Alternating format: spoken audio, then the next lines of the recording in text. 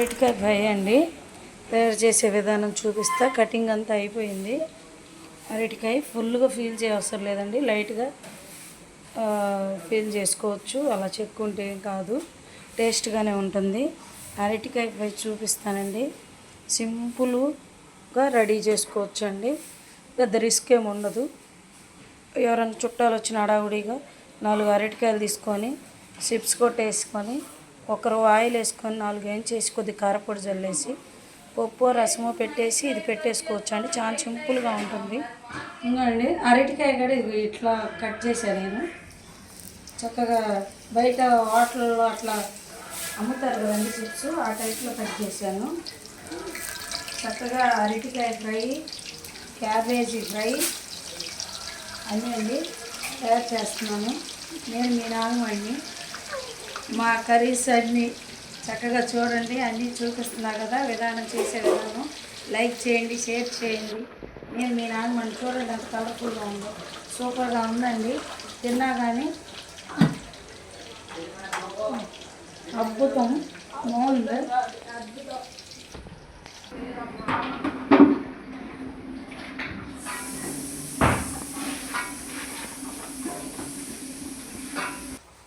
అసలు మీకు తెలియదంటే అసలు ఎప్పుడు కూడా ఆడవాళ్ళు వంట తినకూడదు.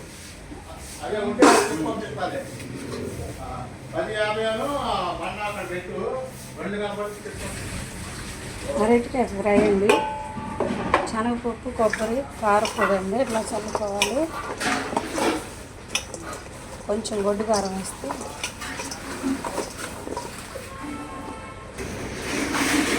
ముందు ఎల్లుల్లిపాయ, పుట్నాల పప్పు, కొబ్బరి పొడి, జీలకర్ర, ఎల్లుల్లిపాయ మొత్తం మిక్సీ వేసిన పొడి అండి. ఇప్పుడు కొంచెం పచ్చికారం కలర్ కోసం,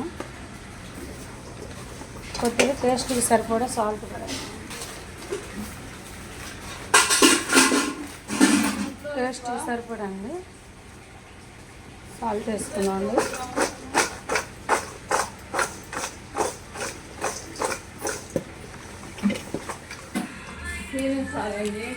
ఫ్రై అండి.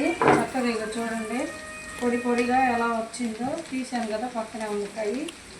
ఇట్లా పొడి పొడిగా కలుపుకోవాలండి. ఒక 1/2 కేజీ శనగపిండితో 1.5 కేజీ గడ్డకి సరిపోతుంది. క్యాబేజీ గడ్డకి పప్పులోకైనా, సాంబార్లోకైనా, రసంలోకైనా చాలా టేస్ట్గా ఉంటుందండి ఈ ఫ్రై.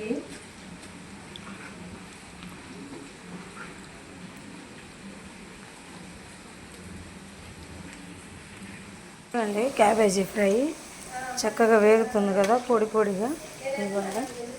చక్కగా వేగిపోతుందండి పొడి పొడిగా క్యాబేజీ ఫ్రై.